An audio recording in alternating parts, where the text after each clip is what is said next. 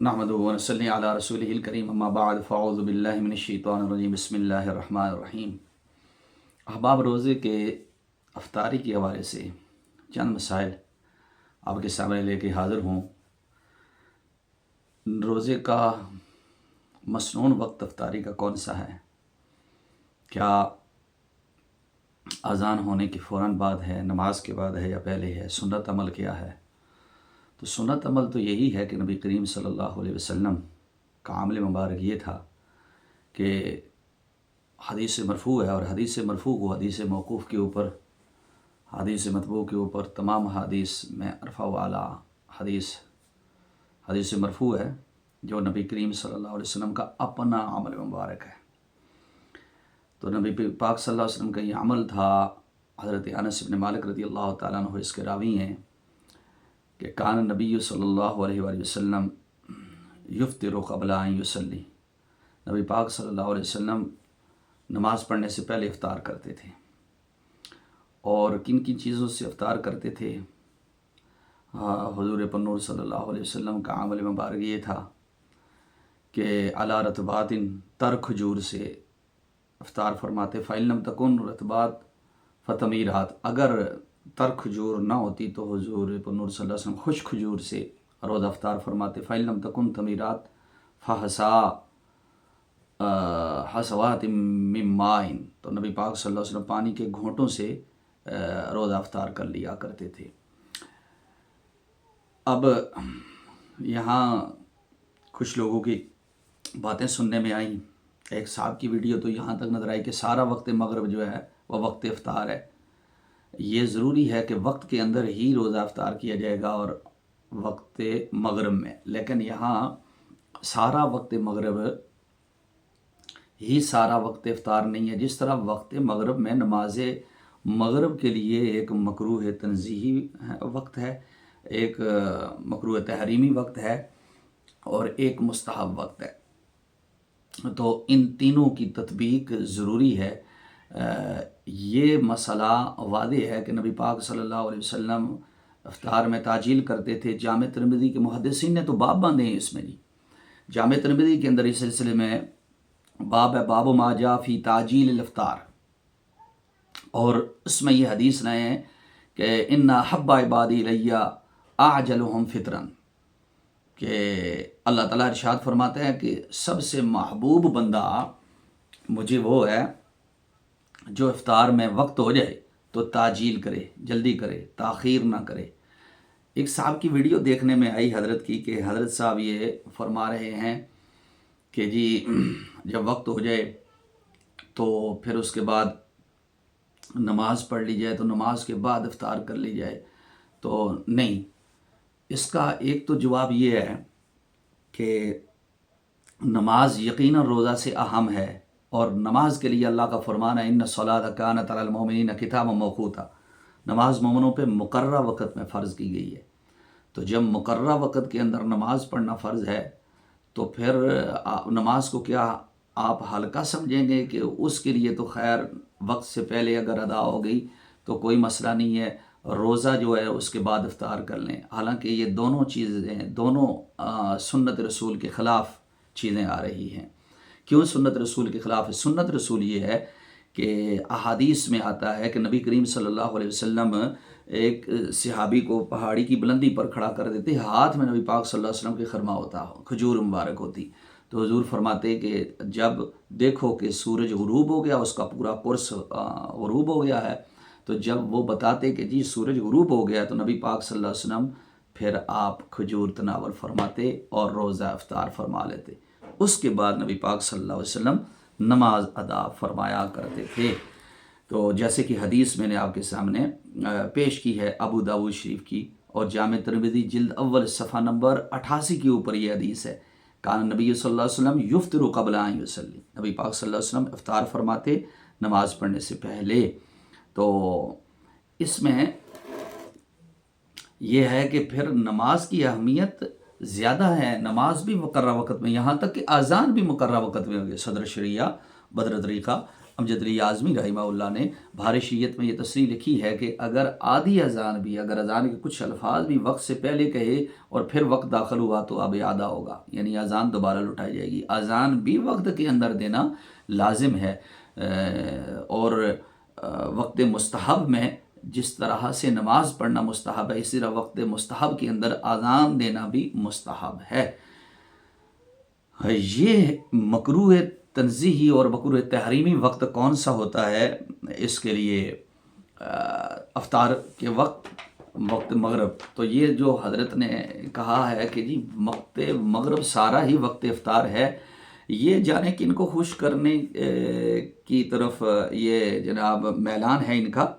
حالانکہ صدر شریعہ نے نماز کے وقتوں کے باب کے اندر بہار شریعت کے اندر جلد سوم میں یہ ذکر کیا ہے کہ مستحب کیا ہے کہ روز ابر کے سوا، کہ جب بادل چھائے ہوئے ہیں اس کے علاوہ مطلب صاف ہو، مغرب میں ہمیشہ تعجیل مستحب ہے، مغرب میں تعجیل مستحب ہے۔ تو جب مغرب میں تعجیل مستحب ہے تو روزہ کھولنے میں بھی تعجیل مستحب ہے۔ اور 2 رکعت سے زائد کی تاخیر مکروہ تنزیہ ہے۔ اب یہ سارا وقت مغرب جو وقت افطار ہے ایسے نہیں ہے، بلکہ 2 رکعت کی مقدار اگر آپ نے نماز پڑھنے میں تاخیر کی تو یہ مکروہ تنزیہ ہے۔ 2 رکعت میں یہ ہے کہ پڑھنے تک 2 رکعت میں کم از کم 5 منٹ تو لگتے ہی ہیں بندہ پڑھے تحمل سے۔ اور اگر بغیر عذر سفر و مرض وغیرہ اتنی تاخیر کی کہ ستارے گتھ گئے، یعنی ستاروں کے گتھے سامنے آ گئے، جو ستاروں کے مختلف نام ہیں، وہ اگر دب اکبر وغیرہ اور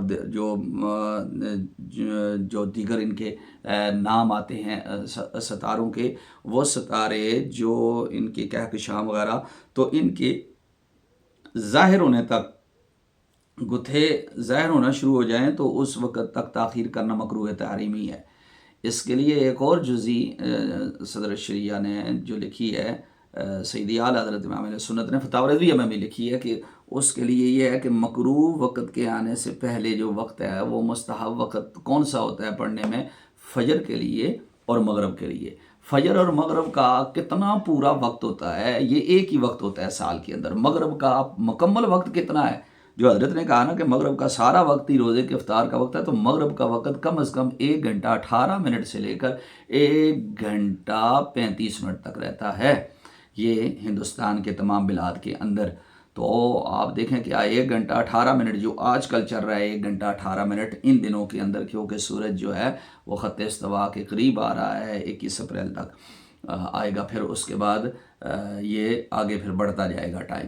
تو یہ جو 1 گھنٹہ 18 منٹ یہ ٹائم ہے، کم از کم یہ آپ اس دوران اس سارے وقت کے اندر کیا نماز مغرب آپ پڑھیں گے تو بغیر کراہت کے ہوگی؟ کیا اس سارے وقت کے اندر آپ روزہ کھولیں گے؟ ایسے نہیں ہے۔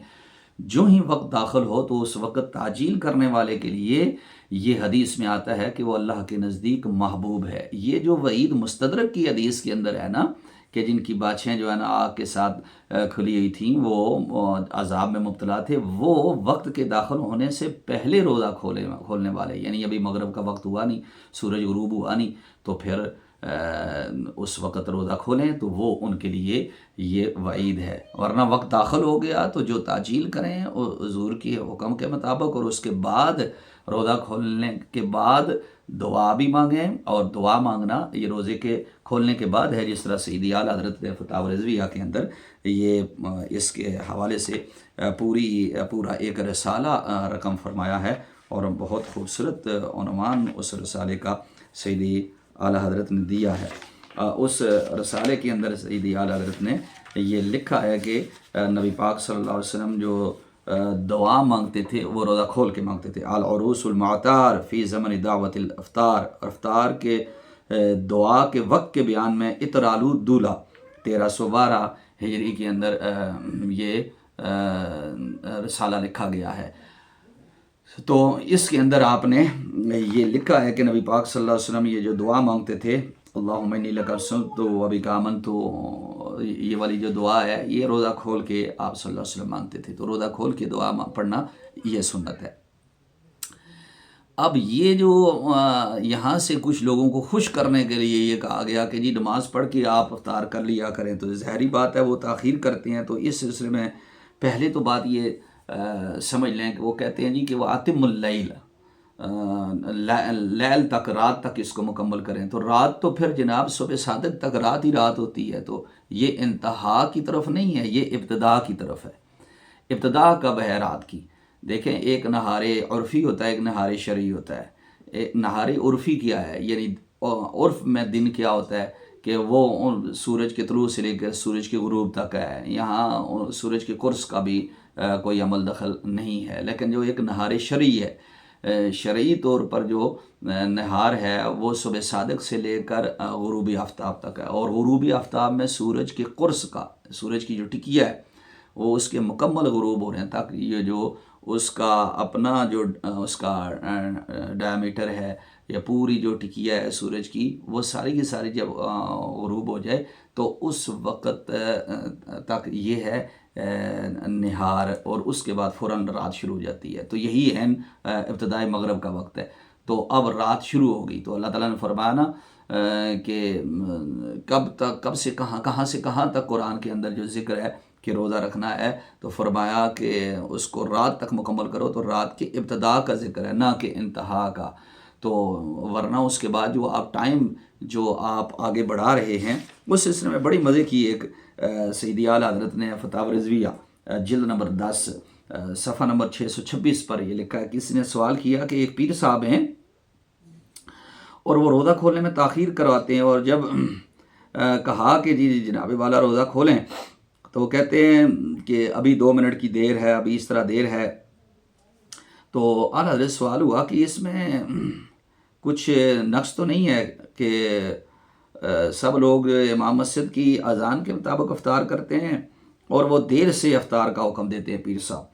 تو اب یہ جواب سنیے سیدی اعلیٰ حضرت کا، صفحہ نمبر 626 اور 627 پر فتاوی رضویہ جلد نمبر 10۔ فرمایا جب آفتاب تمام و کمال ڈوبنے پر یقین ہو جائے، فوراً روزہ کی افطار سنت ہے۔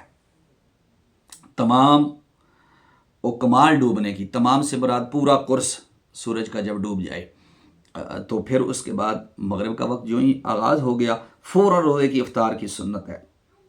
حدیث میں فرمایا لا تزال امتی بخیر، میری امت اس وقت تک بھلائی کے اوپر رہے گی، ما عجل الفطرہ واخر السحورہ، جب تک وہ تعجیل کرتے رہیں گے افطاری میں اور سحری میں تاخیر کرتے رہیں گے۔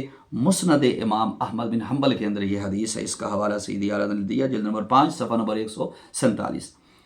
مگر اتنی جلدی جائز نہیں کہ غروب مشکوک ہو اور افطار کرے، یا سحری میں اتنی دیر لگائے کہ صبح کا شک پڑ جائے، اور تارے کی سند نہیں، بعض تارے دن سے چمک آتے ہیں۔